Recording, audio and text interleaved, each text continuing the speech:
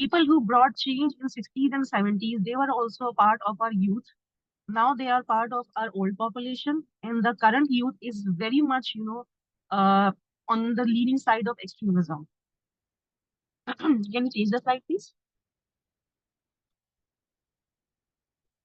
Yes.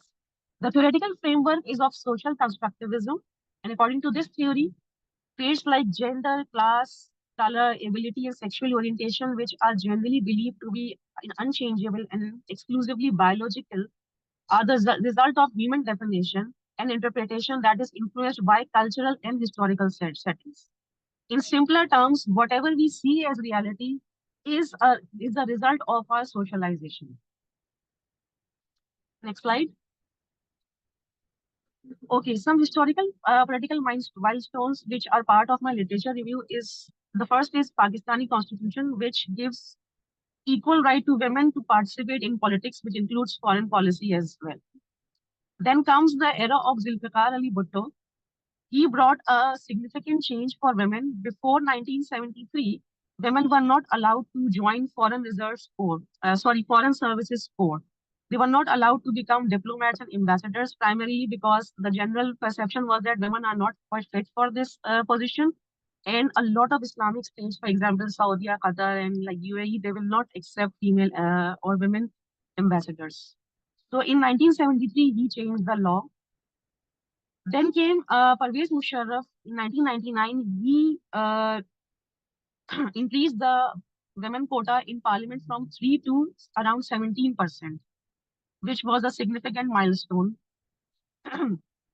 And he also launched a National Commission on the Status of Women, which was an official report on the status of women back then.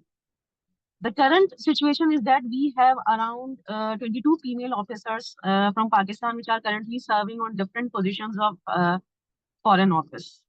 They are given benefits such as if they are married, then their husbands are also posted in the same city or in the same country so that their family lives are not disturbed. The trend is rising, but still not satisfactory. Next slide, please. Research methodology and significance. My target audience is youth aged 18 to 25, and the research survey sample is around 80, and the questions are around 8 to 10. They are subjective questions, and they will be judged according to the framework of the social constructivism theory. The significance of this research, as I said, is because since we don't have latest data on what our youth thinks on this particular subject is important.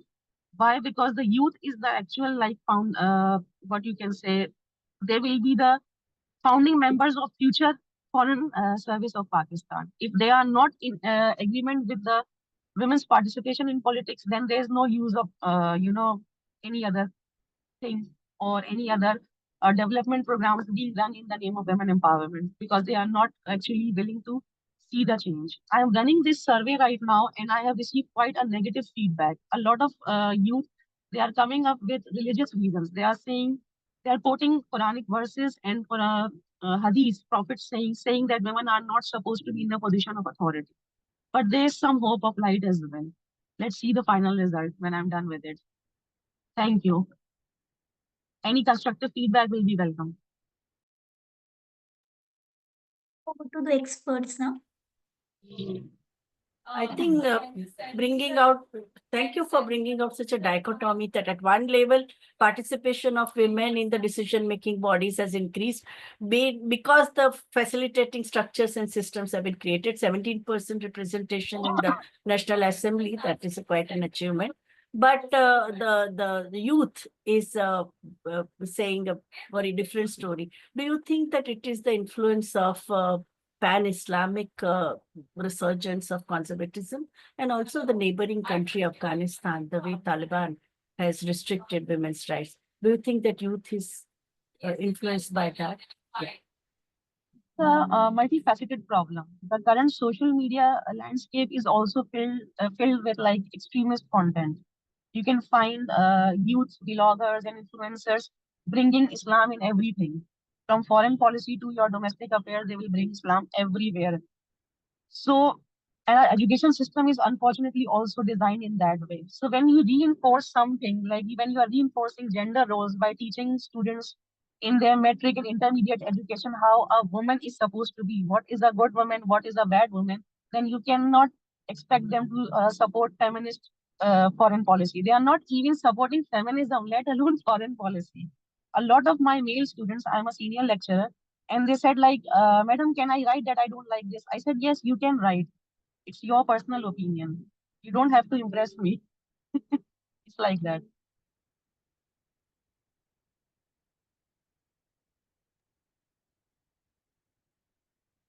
I now invite Dr. Simi. Simi Mehta for her comments.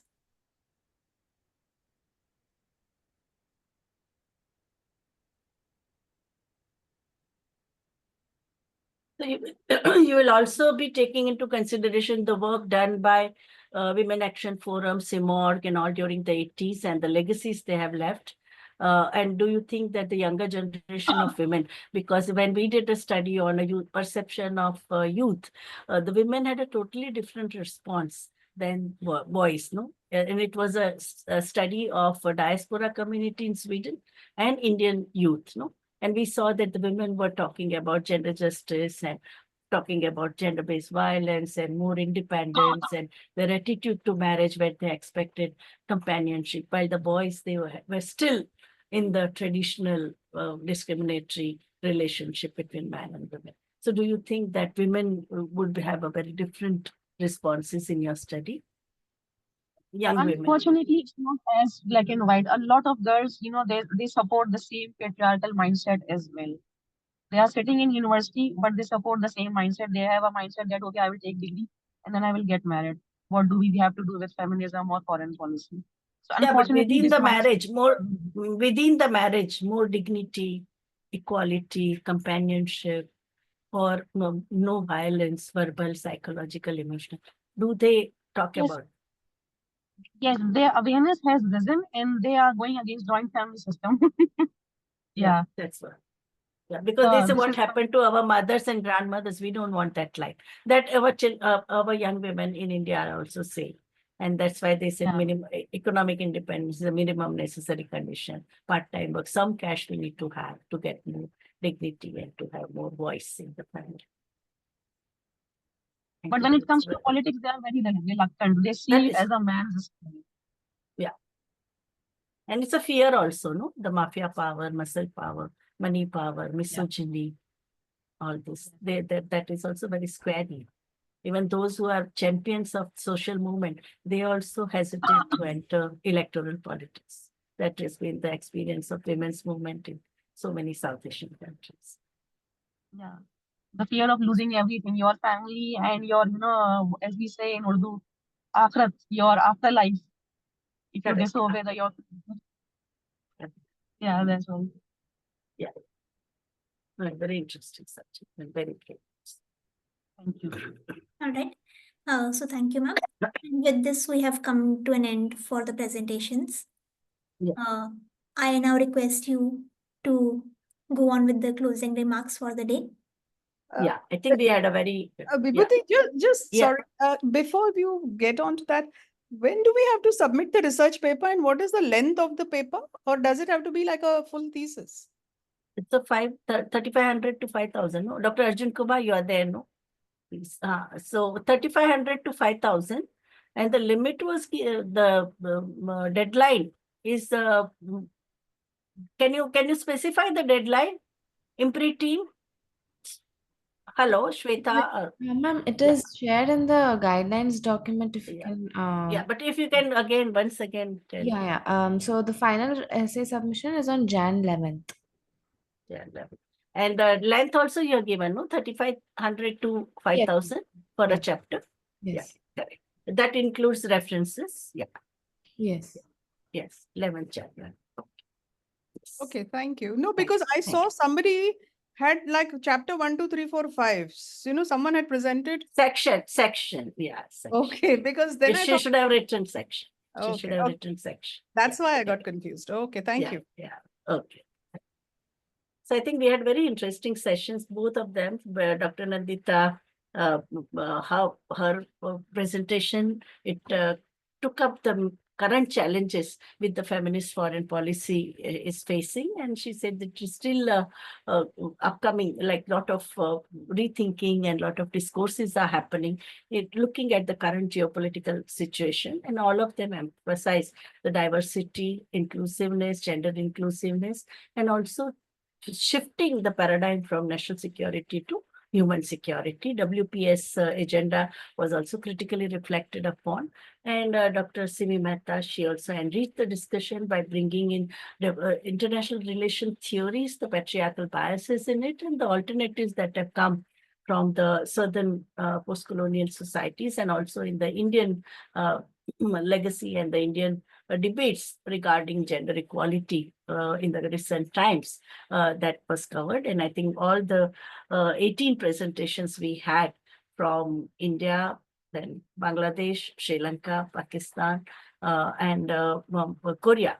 Like that, she's an Indian student working on Korea. But the subject matters chosen for the dissertation, I think are all of them are quite innovative. We are going to have a new knowledge on the subject. And I think I personally learned a lot, not only in terms of information, but even in terms of perspectives and the interdisciplinary way of looking at the issue of feminist foreign policy, right from the way you look at the unpaid care work or the paid care work, women in care work, as that Bangladeshi scholar talked about, to the connecting micro, meso, and the macro realities with regard to international relations, feminist foreign policy, and the WPS agenda. Thank you very much. Thank you so much, ma'am. I would And also thank you for your patience. We started at 4 o'clock. It is 8:45. Thank you very much, all of you, for being so patient, so attentive, and also qualitatively involved. It's not so all of them were so active. Thank you so much, ma'am. And I would also like to invite Dr. Simi Mehta for her closing remarks.